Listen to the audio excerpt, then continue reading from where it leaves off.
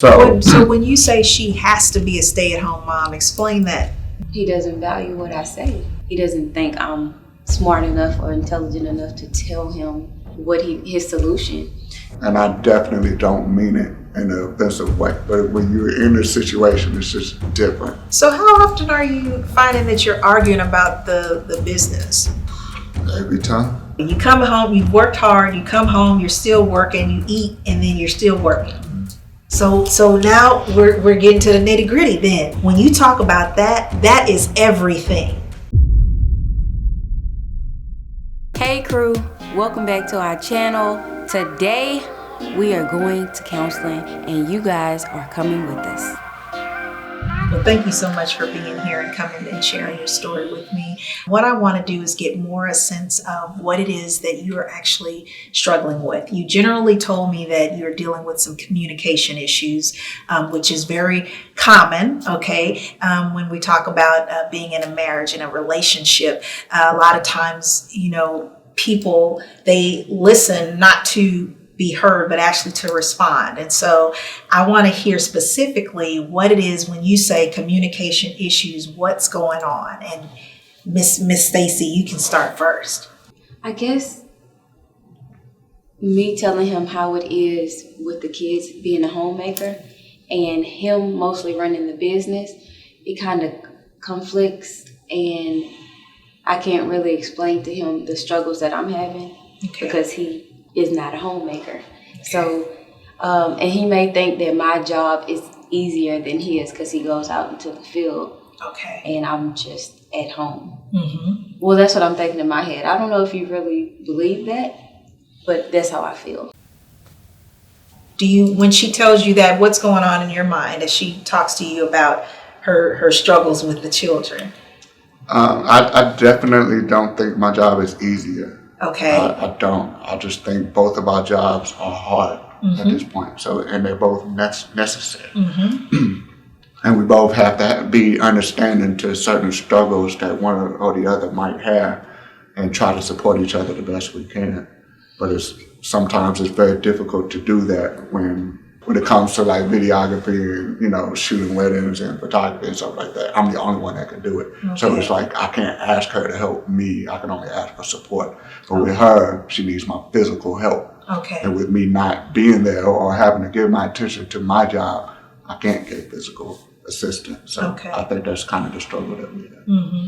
I have to be able to shut the business off in my mind. I have to be able to shut that down and give her my full attention, and I can't do that. Like it's I'm not gonna say I can't. It's hard.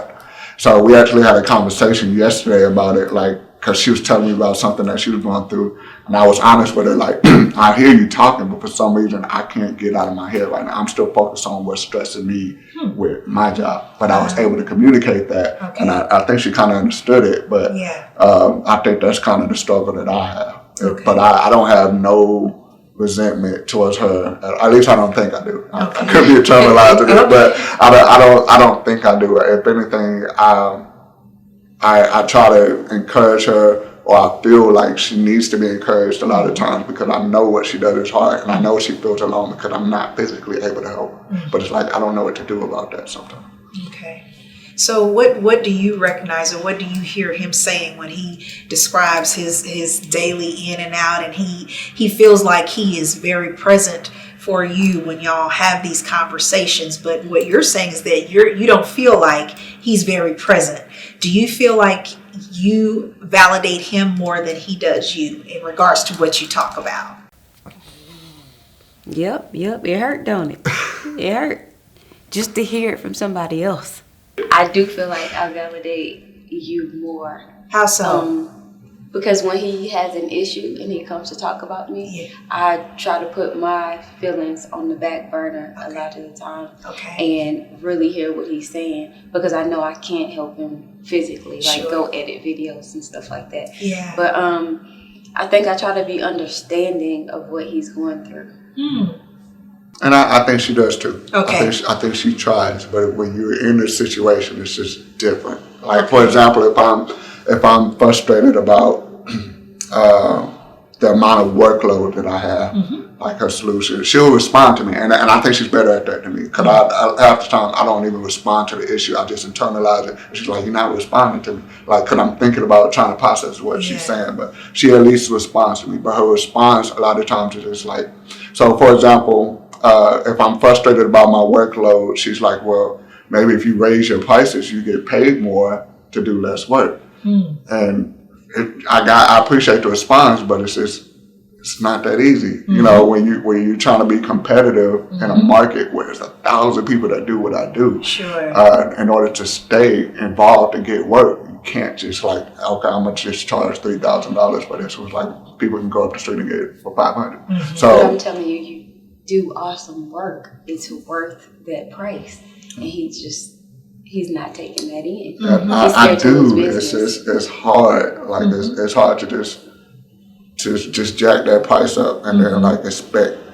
I don't have a plan in place. It's not as easy as like raise the price or do this and do that. It has to be a plan involved. Yeah, and I think what I'm hearing you say too is that you have to believe in that. So your wife might see she sees that potential. You know, we're called to be nurturers by right? So what she sees and what she's speaking into you is, hey, you can actually do this. But what you're saying is, you know, as a logical thinker, right? Because that's how men think. You're a problem solver. So, you know, well, I have to have a plan in place, and then I have to go and research this. And, you know, just like you said, other people, they can go down the street. So because she's offering a solution at that point, but because you don't know how to do it, then there's the frustration. Maybe how you respond to her is like, I hear you, but how do I get to that point? Okay. So now when he does that or shuts down or he's not responding, then what are you thinking at that point?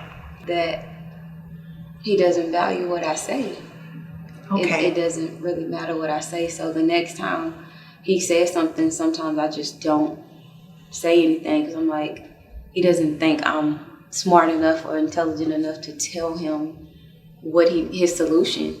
But did he actually say that? He didn't. Okay. He just didn't So respond. where is that thinking coming from that you're not smart enough or he must not value what you're saying or bringing to the table in regards to trying to help him?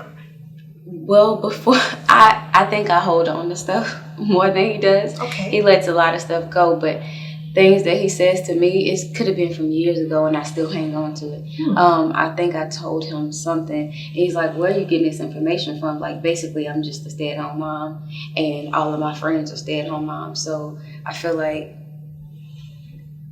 he feels like I don't go out into the world enough. I'm just with the kids. So I really don't know anything about business. Okay. So that's how I feel. Okay. Yeah, and I get that. And I definitely don't mean it in an offensive way. So when I'm trying to explain it to her, the same thing that I explained earlier, it's just like there's certain things when you're involved in it, you realize like the process is just not that simple. Like for example, there's times where a shoot might run late. And if she's not there with me, she's like, well, you told me the shoot would only be 1 or 2 hours or blah, blah, blah. But when she comes with me, 100% of the times you come with me to a shoot, it went over. Yeah. And she was involved in the process, like still giving ideas and stuff like that. Yeah. So when you're in there by me, you see why these things can go over. Yeah. But when she's not, it's like you're not out of sight, out of mind kind of thing. So it's more of that aspect. I don't mean it in like a stay-at-home mom don't know anything. I mean it in the sense that you're not involved in the process like I am. So there's certain things that you don't understand, and I don't know how to explain. Or if I explain it, you won't believe me unless you're in there. I think it's the way that it's said. How is it said? It's said in the heat of an argument. So it's not said very nicely, like. Okay. Not like, well, the way he just explained it, it's not said like that. It's kind of like, well, where do you go? What do you do? How do you know this? And I'm like, well, I just feel like you should be able to, maybe I don't say it that softly, but I just want to be honest, like it's in the heat of an argument. So I'm like, I just feel like I have things to bring to the table and you just don't respect me in that way. So how often are you finding that you're arguing about the business?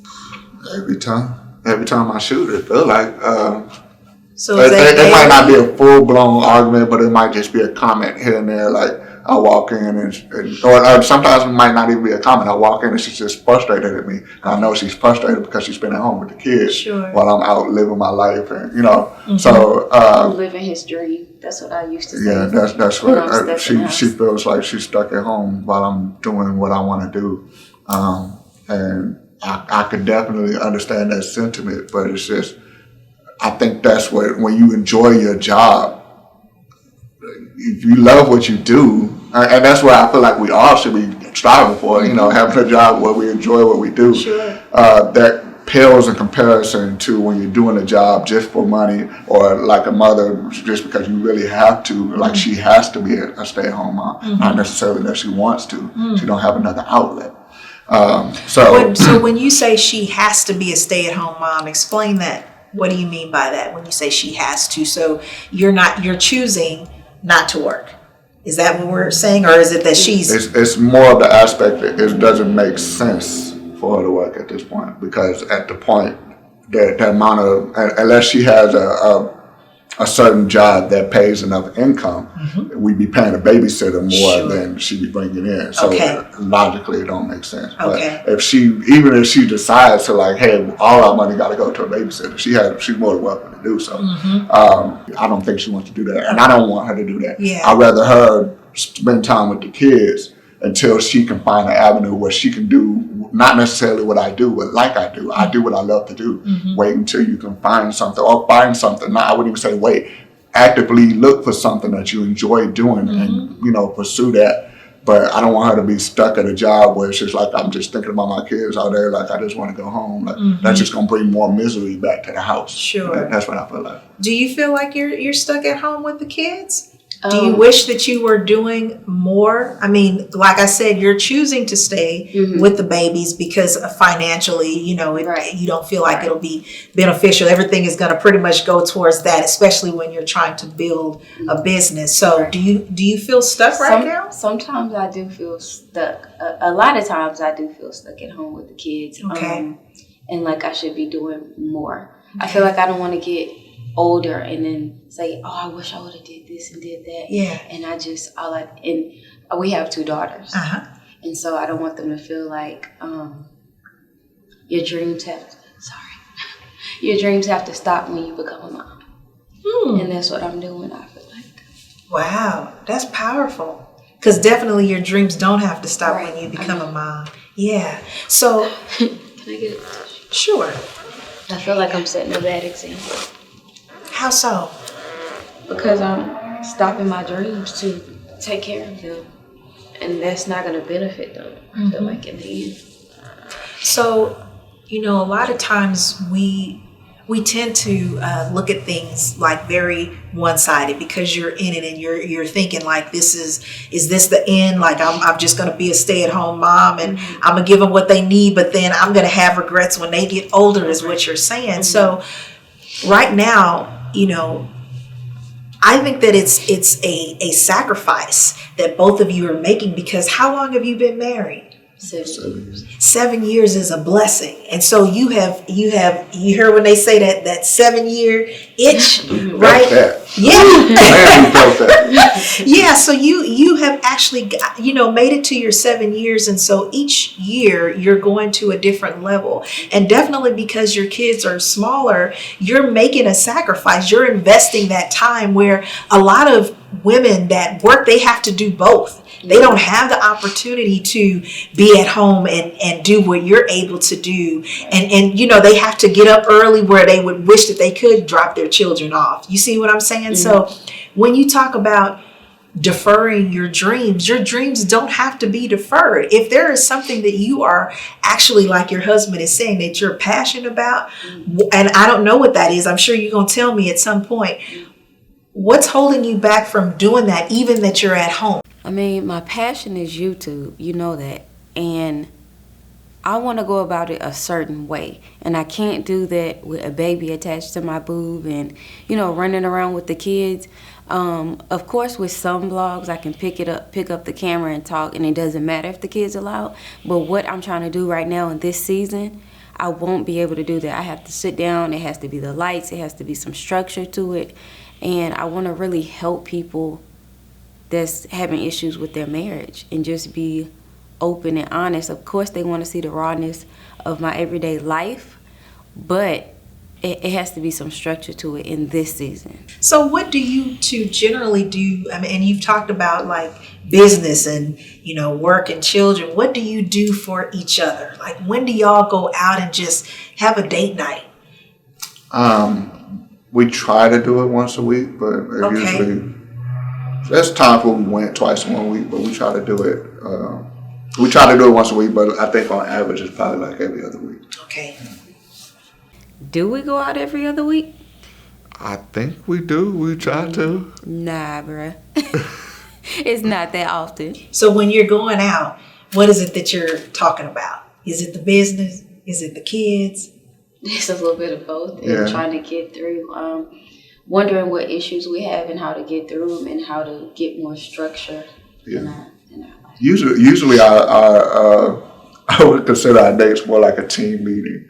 Right. But Wow. I think it's productive. Like, we actually, like, every time we leave, you know, feeling more involved with one another. So it's kind of like we vent, you know, we talk about our problems, just like you said. But ideally, I mean, in the whole, I think it feels more like a meeting. Like, she's bringing her problems, I'm bringing my problem, but then like we're working them out, I and feel then like we're we have like encouraging a each other. partnership, not like a relationship. Marriage Okay. is more like, A partnership. Is it because of what he said? It's more like a team meeting? So tell me this, when y'all first got together, what was the connection there? How did y'all decide, like, this is, you know, I want you, you want me, let's do this We thing? were really comfortable with each other. We could just sit and have coffee at Starbucks and like for 2 hours and talk about nothing and everything all at the same time. We just clicked. Yeah. Like, we had a friendship, it seems like. So there's a key pointer in why I asked that question, because it sounds like, you know, you're so busy doing the parenting and the building the business, but there's no friendship. It's like, you know, this is what I did, this is what I'm going through. And so just like you talked about, when I'm, you know, at work, I have problems coming home and turning it off because you always thinking about, man, what's going to be the next move? It's the same thing. And she can feel that. So when y'all come together, all you're focusing on is the problems. How we going to solve this? What the kids need versus the friendship. Just how are you doing? How was your day? What we gonna do? Can we go out dancing? What are we gonna do? You see what I'm saying? Those same things that brought you together initially, the friendship. Yeah, why don't you just ask me how my day was? Like, I be needing that, you know what I'm saying? So when you are in your office and you say that you have a difficult time turning things off, what is actually going on in your mind as you're working? You come home, you've worked hard, you come home, you're still working, you eat, and then you're still working. That's pretty much it. Really? So it's just the amount of workload and just trying to think of, I wouldn't say an out, but as a business owner, when we first started a business, we just thought that like it would just be like, oh, I don't feel like working today, let's just like go do this, like let somebody else do with that. Like, that's what we thought it would be, but big fallacy. it's just, it's completely the opposite. It's just like, well, I don't have nobody else to do this. That's right. Like, only I can do this. So it's like, how can I figure out how to change that? How do I build things to a point to where I can just, you know, let it go by itself? I didn't even realize that I'm essentially working two jobs. I'm a videographer and an editor. Those are two entirely different job descriptions. So trying to balance one or the other is perfectly manageable. But when you're trying to do both, it's two full-time jobs. So I feel like I'm much more passionate about doing videos. So I feel like we're going to have to hire an editor. Right? Because when you talk about what y'all are building, and what you told me earlier was that we are trying to create generational wealth for our kids. When you talk about that, that is everything. So if this business, if it, goes to fruition, or even if you have to decide to do something different, your family is the most important thing. Yeah. So what I'm saying that to you for is because you can give yourself permission to give yourself a break and not have everything figured out, like lined out in that way. So I'm just wondering, how often do you give yourself a chance to just let yourself off the hook? So have you been giving yourself a break? You know what? Today I'm not going to worry about going into the office. I'm going to take this time because I see that my wife does need me emotionally. When we talk about the friendship, let's go somewhere just being spontaneous. Spontaneity is a really big problem for me. It definitely is. But even when I did take the break, and the reason why I say I think it's a balance of the kids, because if I take a break and she's got a 1-year-old attached to her breast, like what intimacy, and that's not her fault. Yeah, but I'm just saying that's just our life right now. We're surrounded by kids. Babies, so even if we take a break, it's more like me helping her around the house and stuff. Or if I take a break, it's more like I'm just helping her around the house and stuff. Like, it's not us being able to be alone or we don't have that. So even with our children, all of our children sleep in the room with us. We don't have intimacy. We don't have alone time. How come the children sleep in the room with you? Fear. Well, it probably is with me, but we just haven't moved the 1-year-old out. Okay. And then the 3-year-old, she has like really bad asthma. Okay. And so they were sleeping in their room at one point, and then I went in a couple times. She was having an asthma attack. And that just, I don't know. I'm really sensitive about my baby. So I wanted her to be okay. Yeah. Now I wanted to be able to watch her. And then one time the doctor said she has a blood infection or something. Okay. So he scared me. Ever since then, she hasn't left out of our room. Okay. But she turned out to be okay. Yeah. But her fever wouldn't go down. It was 104 like for a whole week. And it scared me ever since. And that was last year. I didn't even realize how much time went by. That was last year. Her birthday's coming up again. It was like a week after her birthday. Yeah. Maybe I'm overprotective. I know I got to do better.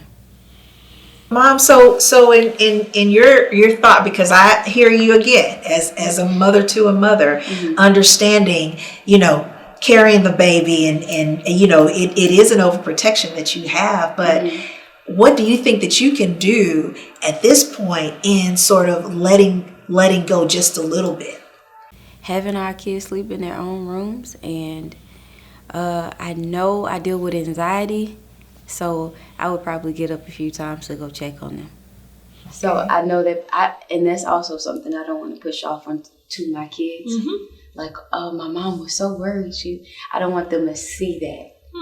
I try to like internalize it, and then I try to not bother him with it, because he'll be fast asleep and I'm still sitting up. It's 3 o'clock in the morning getting in. Even when I was pregnant with our last daughter, I would just keep waking up no matter how miserable I was from being pregnant. And I was supposed to be on bed rest, and I would just keep going to check on the kids, keep going. And then I finally moved them to the nursery, which is like attached to our room, but it's like a different room. Sure. So they could be close, and I know it's my anxiety. I know it is. But I feel like I kind of have to let them live a normal life. When you talked about living a normal life, anxiety is really focused on something that hasn't happened yet. Right. So you're in your mind, you're thinking about something that hasn't even occurred. And I'm just wondering if that's, because you're thinking about, the safety, the health of your kids, but at the same time, you're not connecting with your husband. So that physical and emotional energy, that intimacy that you're missing, it keeps your mind going. And so it's easier to focus on the kids because you're lacking over here on this side. Yeah, she nailed that. She definitely did. And I almost broke down in tears the other day because Skylar, and I didn't even tell you that she did this. Skylar just randomly, she walked up to me, she was like, "Dad, all you tell me is it's time to eat. All you tell me is it's time to go to sleep. All you tell me." And I almost broke down. Well, I did. Like, I cried a little bit and I just hugged her. So I was like, that's what they get out of me. Like, it's just, I'm only talking to them when I'm telling them to do something. I'm not necessarily just like, they don't feel like I'm just there. And that hit me hard because that's kind of how. Honest. Yeah, that's kind of the relationship I had with my dad. You know? She's the 3-year-old. Oh wow. Okay. So yeah, she's extremely smart. Yeah. Extremely like aware. You know, when she said that, that hurt.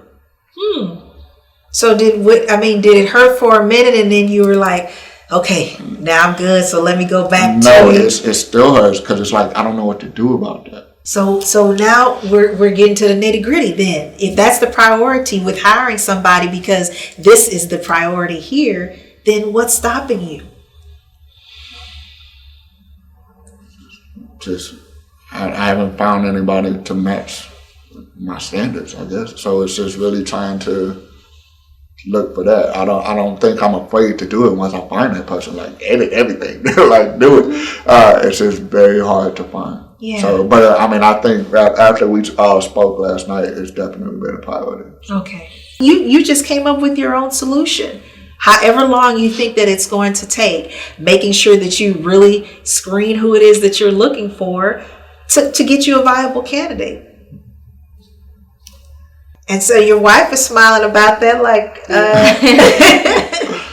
Get my time back. yeah. I mean, we've covered a whole lot here, but what I really wanted you to take away from today is honoring the friendship. So getting back to those basic things that you fell in love with each other about when you first got together. The friendship. You know, you spending too much time in regards to the foundation and the marriage and what it should be and, you know, the business and how much money we making and all those things are important. I'm not minimizing any of that. But the friendship, those things that connect you, those things that's going to be there when the kids grow up and go away, when the business flourishes and, you know, whatever those goals are, it's the friendship, the foundation. Right now, it's a little bit cracked. Yeah. And so the next time that we actually come together, you know, we'll go a little bit deeper about that foundation. Yeah. Well, thank you. All right, y'all. So we hope you guys enjoyed that video. That was an experience for us. And we definitely look forward to going next week, actually. We go back. So let us know in the comments if y'all want us to record it again. Let us know if you got anything out of that. And we hope to see y'all next time. See you in the comments.